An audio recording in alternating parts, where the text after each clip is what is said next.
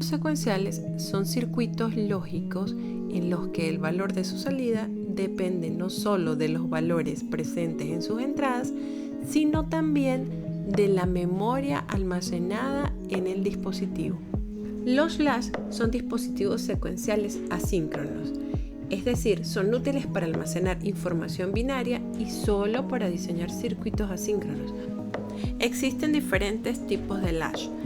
De los más conocidos se encuentra el latch SR, que es un circuito que contiene dos compuertas NOR o dos compuertas NAND que se encuentran acopladas en cruz.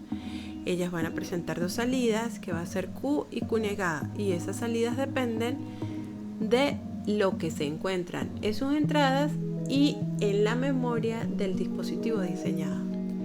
En las tablas de funcionamiento de estos dos tipos de latch SR se observan que hay casos en los que se presentan a la salida estados de ambigüedad.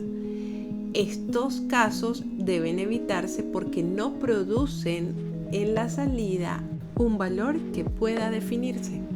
Con el latch tipo D logró eliminarse esa ambigüedad.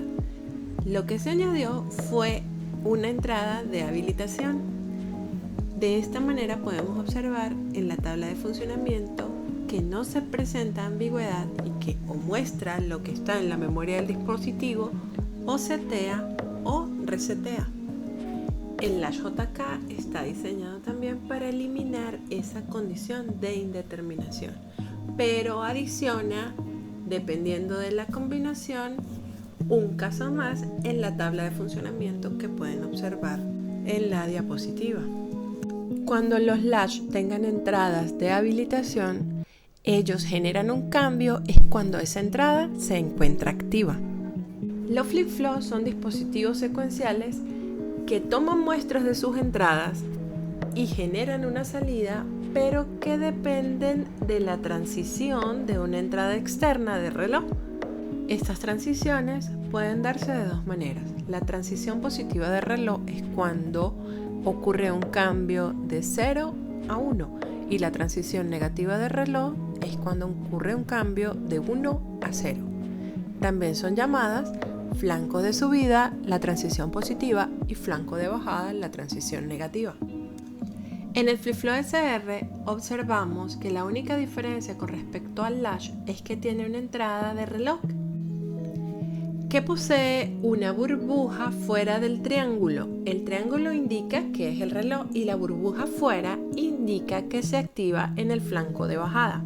Si esta burbuja externa no existiera, lo que indicaría es que la respuesta la debo buscar en el flanco de subida.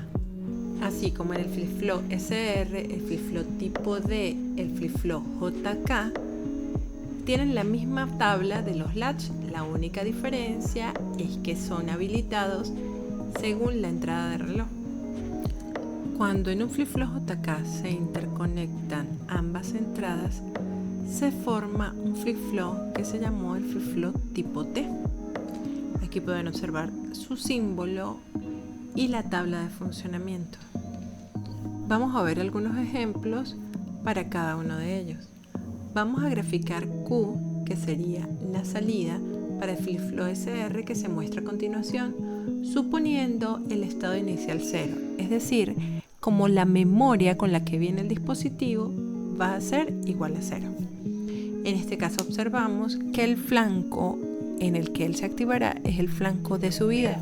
Las líneas punteadas indican todos los flancos de subida presentes en la señal de reloj. En el primer caso, S es igual a 1 y R es igual a 0. En este caso, según la tabla del flip-flop SR, se activa el seteo, es decir, su valor va a ser igual a 1. Ese valor se mantiene hasta el próximo flanco de subida. En este caso observamos que S es igual a 0 y R es igual a 1, es decir que en este caso se resetea, por lo que su valor va a ser igual a 0. Llegamos al próximo flanco de subida donde S es igual a 1 y R es igual a 0, nuevamente se setea, por lo tanto el valor de Q va a ser igual a 1. En el siguiente flanco de subida, S es 0 y R es 0. No se activa ninguna de las dos, por lo que se mantiene la memoria con la que el dispositivo venía justo en el estado anterior, que en este caso es igual a 1. Por último, tenemos S es igual a 0 y R es igual a 1, por lo tanto resetea y el valor de Q va a ser igual a 0. Pueden notar que los cambios es inmediatamente ocurre la transición de reloj. Ahora vemos como ejemplo la gráfica de Q cuando el flip-flop es tipo D. Nuevamente, por no poseer burbujita la señal de reloj, se activa es en el flanco de subida, por lo que observamos los cambios solamente en estos flancos. Comienza con Q igual a 0 como estado inicial y en cada uno de esos flancos me va a mostrar el valor que tiene D en el flanco de subida. Por lo tanto, en el primer flanco de subida observo que D vale 1, el valor de Q1 se mantiene hasta el próximo flanco de subida. Vuelvo a verificar el valor de D, que en este caso es 0.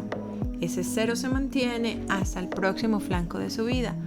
Vuelvo a verificar el valor de D y en este caso nuevamente 0, el cual se mantiene hasta el próximo flanco de subida, en donde D va a ser igual a 1, el cual se mantiene hasta el próximo flanco de subida, que por último nuevamente vale 1, por lo que Q se mantiene sin cambio.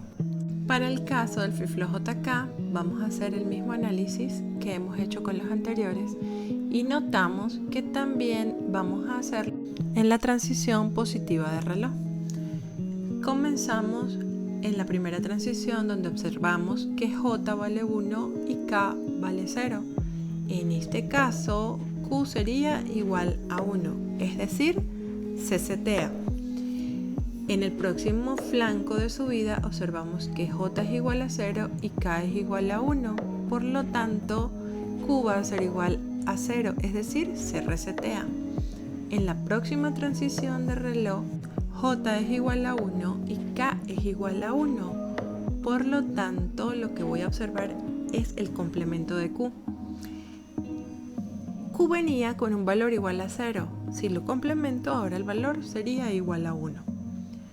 Vamos a la siguiente transición de reloj y en ese caso J es igual a 0 y K es igual a 0. En ese caso se mantiene la memoria, es decir, como Q ya venía con un valor de 1, ese valor se mantiene, por lo que permanece en 1 hasta la próxima transición de reloj.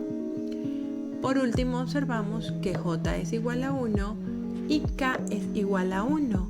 En este caso Q sería el complemento. ¿El complemento de cuál estado? Del estado justo anterior a esta transición. Es decir, venía en 1 y ahora pasaría a 0. Por último, haremos el ejemplo del flip-flop tipo T. Nuevamente en este caso lo vamos a hacer para los flancos de subida, porque en el triangulito de la entrada del reloj no existe una burbuja. Por eso es que sé que es en el flanco de subida. Comenzamos en cada uno de esos flancos de subida, vamos a verificar cuál va a ser el valor de T para poder determinar el valor de Q. En el primer flanco de subida T es igual a 0. Si T es igual a 0, lo que me va a mostrar es la memoria justo anterior con la que el dispositivo se encontraba. Es decir, que se va a mantener el valor de Q, por lo que sigue siendo 0.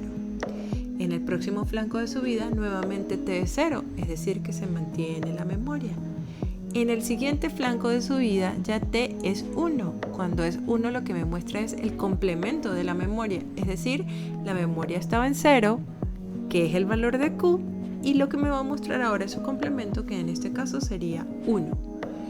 En el próximo flanco noto que T vuelve a ser 1. Como es 1, lo que me va a mostrar es el complemento del estado anterior. Venía en 1, es decir que ahora va a pasar a 0. Y por último, el valor de T es 0. Y si el valor de T es 0, la memoria permanece. Lo que nos muestra es esa memoria. Estaba en 0, permanece en 0.